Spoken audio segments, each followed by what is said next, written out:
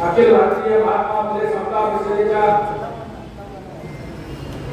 सातारा जिल्हा या जिल्ह्याचे कार्यकारिणी आणि एक विशेष सर्वसाधारण सभा या सभेसाठी उपस्थित असलेले आपल्या समाजाचे भूषण बाळासाहेब आपल्या नवीन समता परिषदेचे नवनिर्वाचित जिल्हाध्यक्ष डॉक्टर बी.के. यादव, दशरथ फुले साहेब,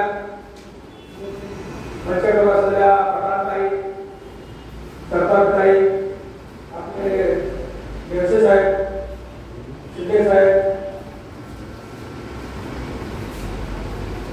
आपला फलटण तालुका आणि फलटण पंचक्रोशीतील सातारा जिल्ह्यातील सर्व समता सैनिक,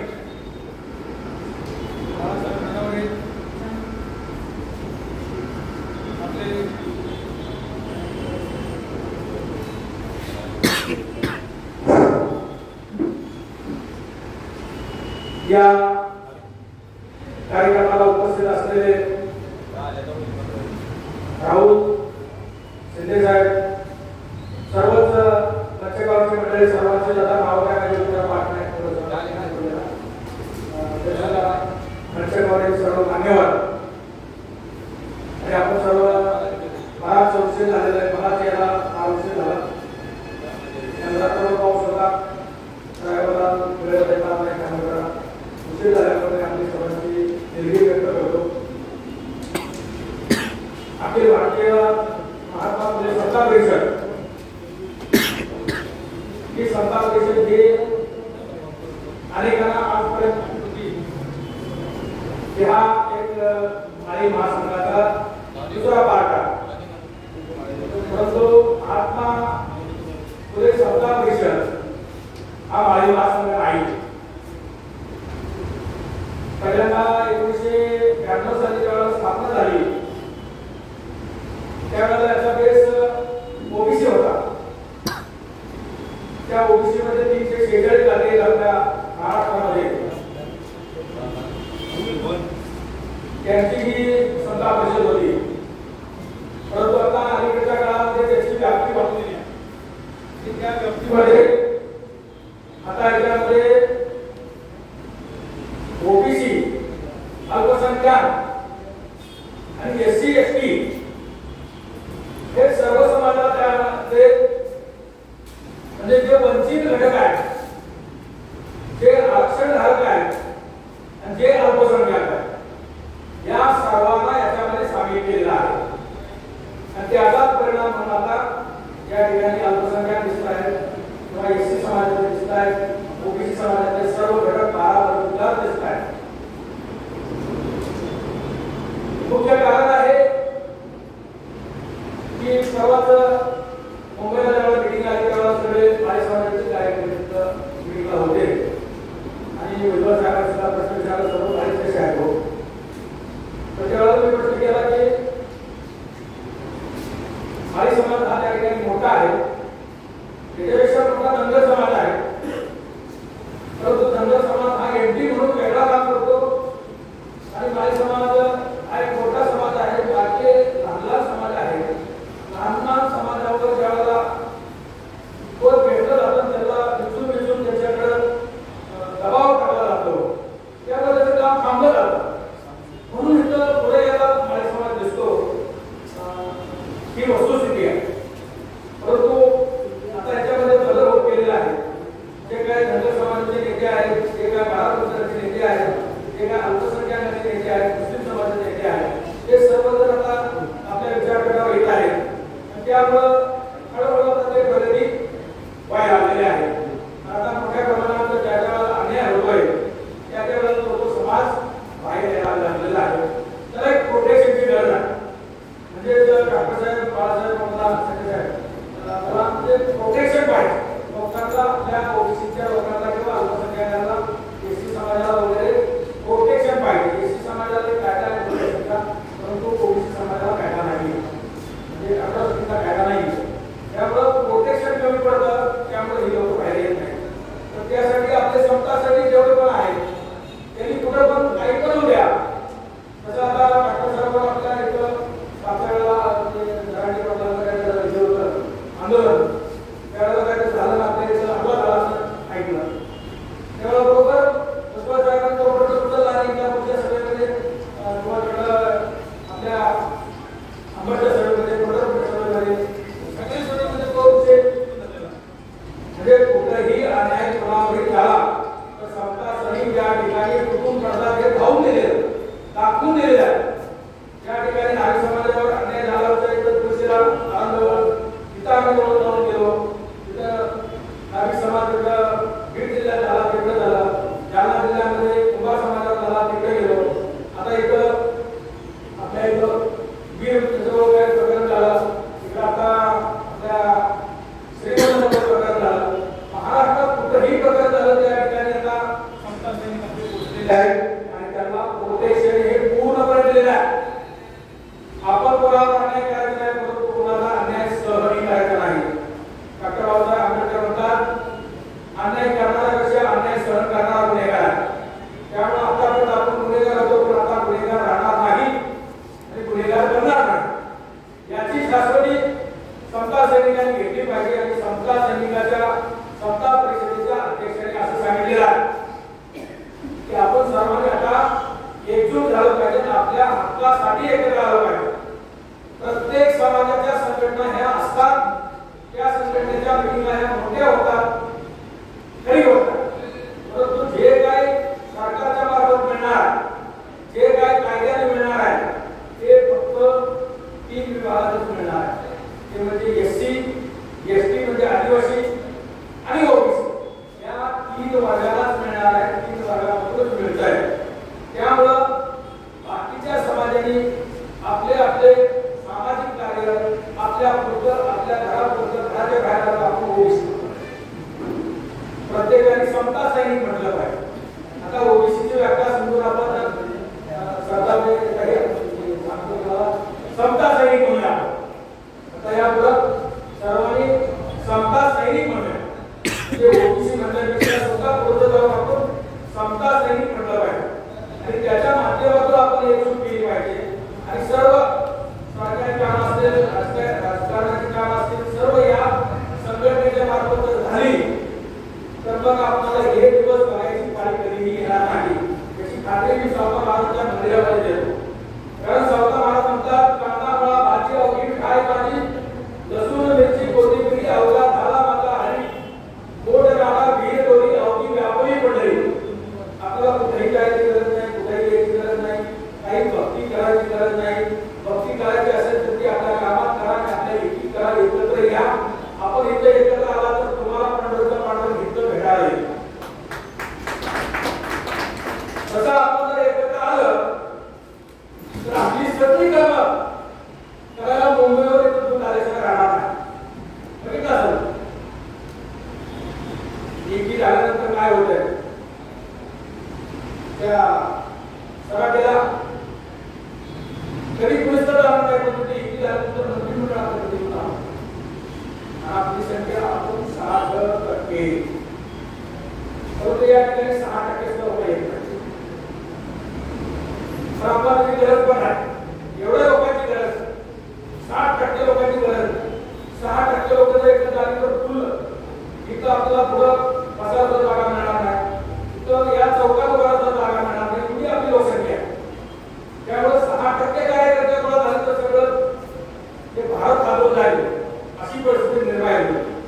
तर त्यासाठी समता सैनिकांनी आपण स्वतः प्रत्येक गावामध्ये मी एकटा नाही मी माळी समाजाचा आहे म्हणून अभिमान बाबाच्या घरात आलो मी धनगराय मी आमच्या जातीचे मी आमच्या जातीचा आहे त्या प्रत्येक जातीने दुसऱ्या 10 जातीची माणसं आपल्या या समता सैनिकांमध्ये जोडायचं काम करायचं आहे आणि ही जर जोडली तर आपलं गणित जुळलं मग आपलं सर्व विश्व हे सगळं ओबीसीच्या ताब्यात आहे सर्व ओबीसी लोकसंख्या ही 60% आहे कुणीही काहीही करू नाही शकत असं संविधानात मिळालेलं आहे जिसकी जितनी संख्या भारी उसकी उतनी भागीदार ती भागीदारी आपल्याला मिळवायची असेल तर आपण एकत्र आलो पाहिजे आणि काम केलं पाहिजे आपल्यासाठी नेहमी लढत राहिलं पाहिजे.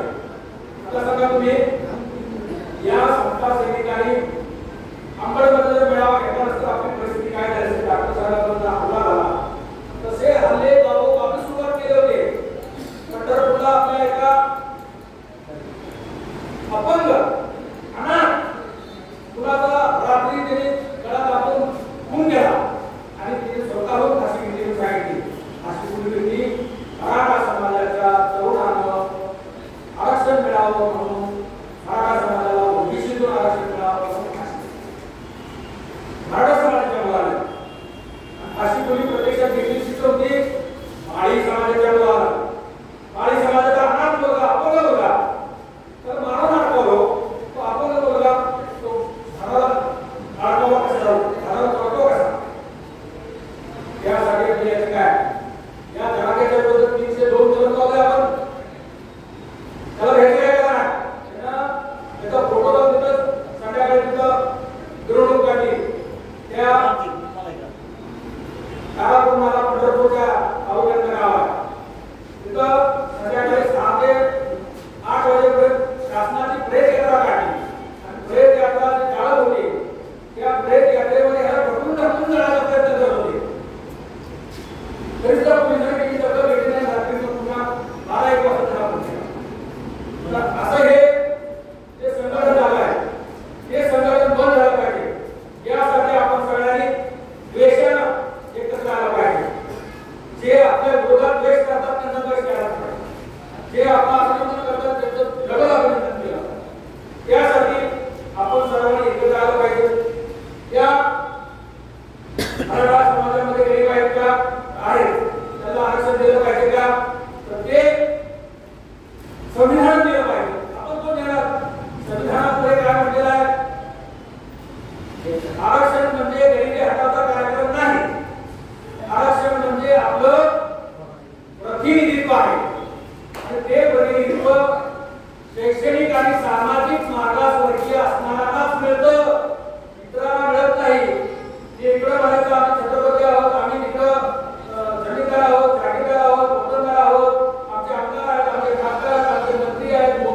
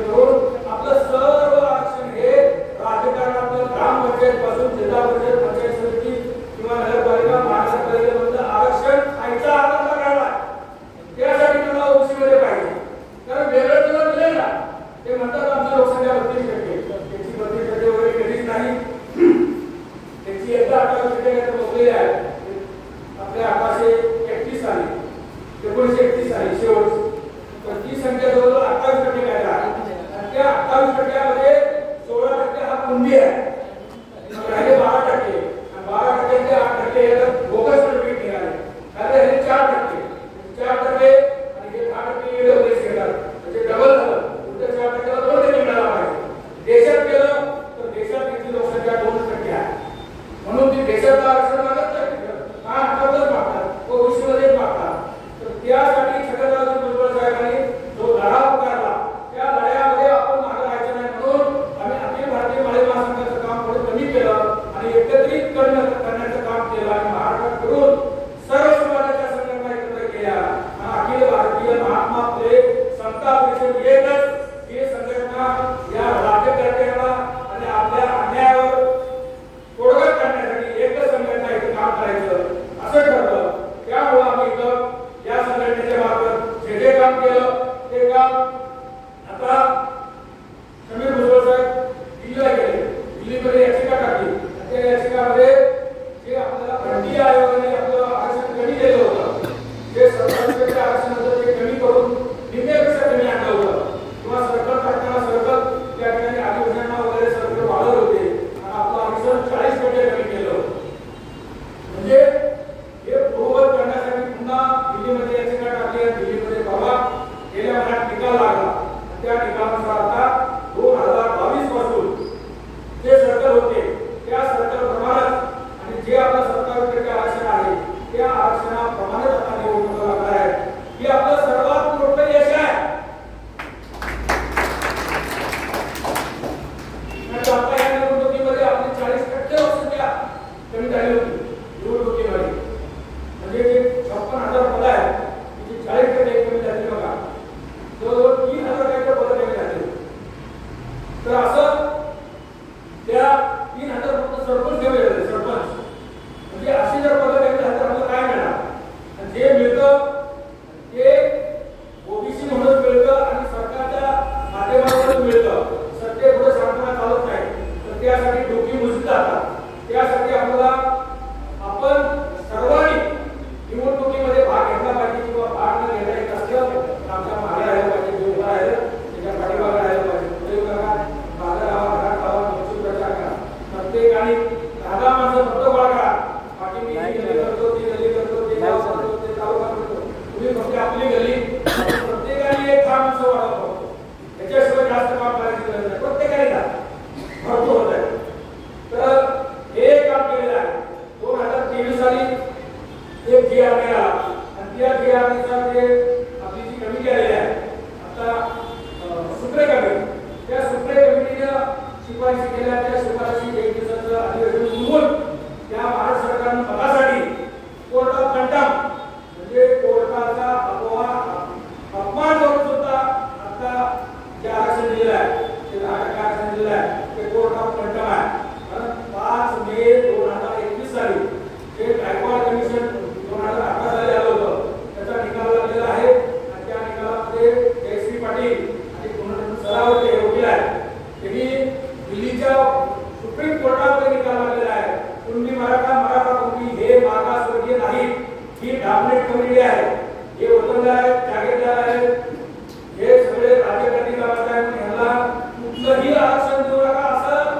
जिआर आता 550 मताचा निकाल आहे थांबतो आणि तरी सुद्धा या सरकारनं कोर्ट ऑफ कंटेम्प्ट करून 10% आरक्षण दिलंय हे आरक्षण देता येत नाही म्हणून मी आता 2024 ला परत याचिका टाकलेली आहे आणि त्याचे सुद्धा आपले वकील जे आहेत ते पुनर्विचार सल्ला दिला आणि तिने हे काम हातात घेतलेलं आहे आणि पहिल्यांदा मुंबईमध्ये जरांगेवाला यायचा होता त्यावेळेला वाशीला जर त्याला थांबवलं असतं आजपर्यंत दलित समाजाला गावाच्या विशीच्या बाहेर ठेवायचं काम केलं होतं परंतु मी या बुजुर्ग या जरांगेला मुंबईच्या वेशीच्या बाहेर वाशीला ठेवायचं काम केलेलं आहे आणि ती माझी याचिका होती त्या याचिकेचा निकाल लागला त्या जरांगेला मुंबईमध्ये येऊ नये का हा खुनी आहे हा डाकू आहे हा आपल्या मुंबईचं वर्चस्व बिघडवून टाकेल त्या मुंबईचं आर्थिक व्यवहार बिघडेल त्यासाठी त्याला मुंबईच्या बाहेर काढून दिलं त्याला पारगर दिलं मुंबईत येऊ दिलं नाही हे काम आपल्या एका याचिकेचं होतं म्हणजे रस्त्यावरची लढाई एक लढाई न्यायालयीन लढाई आणि एक लढाई सभागृहातली लढाई सभागृहातली लढाई भुजबळ साहेब भेटले तर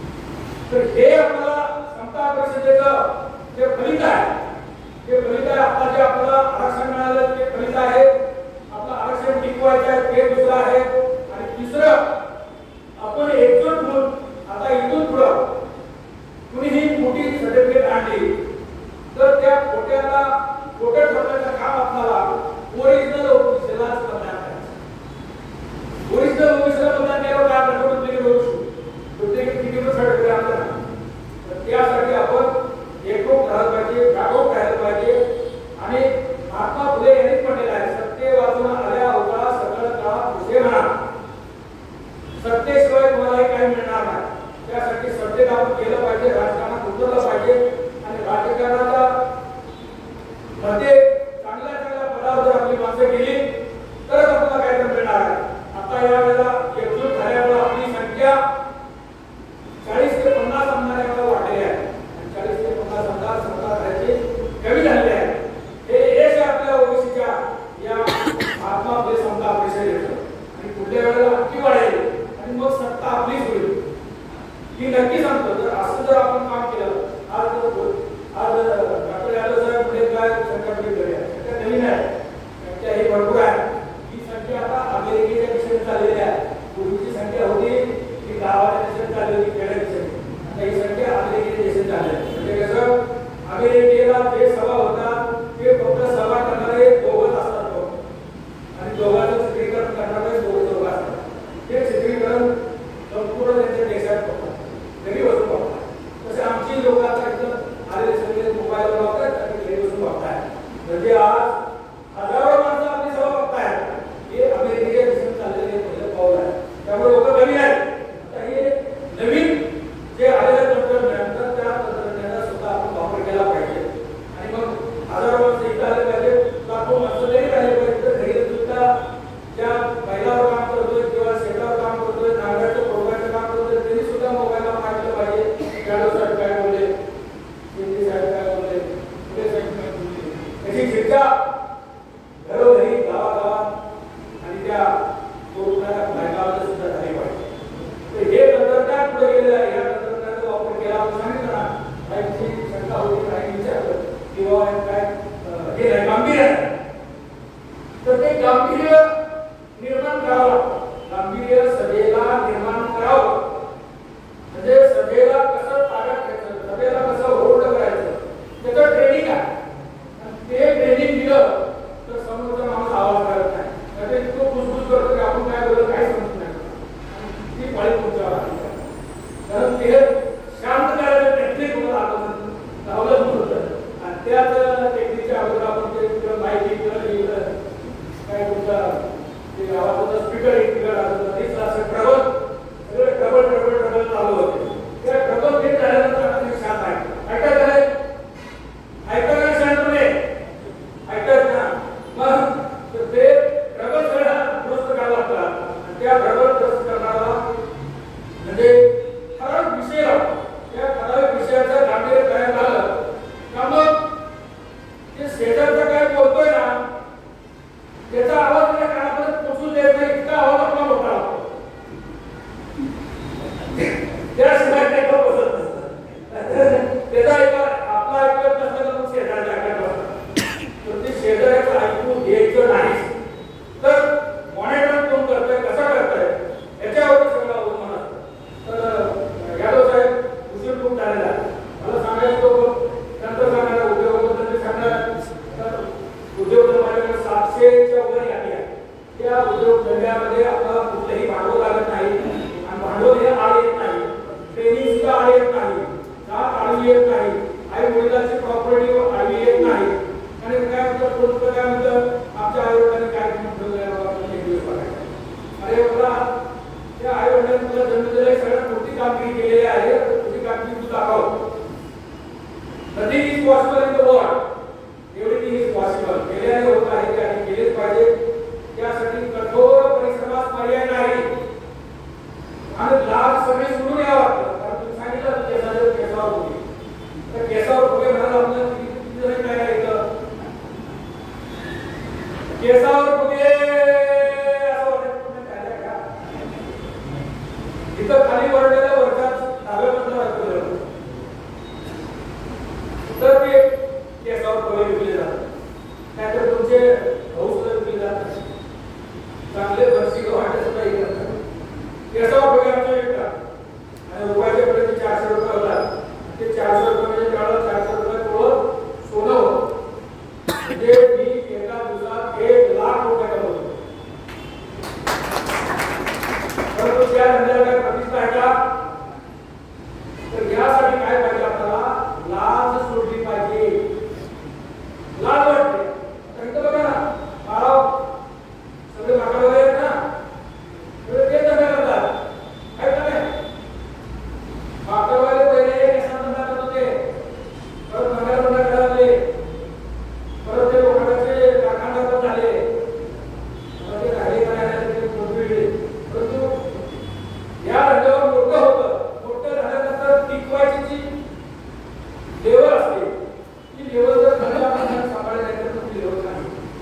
तर धंद्याचा काही दोष नसतो. तर यासाठी आपल्याला डॉक्टर साहेब सगळे सोबत करता येतात, परंतु पैशाचा सोबत करता येत नाही. हे वाक्य घेऊन आपण काही वेळा उद्योग शिबिरे घेऊ. उद्योग शिबिराच्या माध्यमातून प्रत्येकाला उद्योग धंदे पण देऊ आणि आपल्या या महात्मामध्ये समता परिषदेचे काम वाढवू, ओबीसीचं काम वाढवू, एसटी एसटीचं काम वाढवू, अल्पसंख्याकांचं काम वाढवू आणि सगळ्यांचं ओझं सगळ्यांचं कर्ज आपण एकदाच फेडायचं काम करू.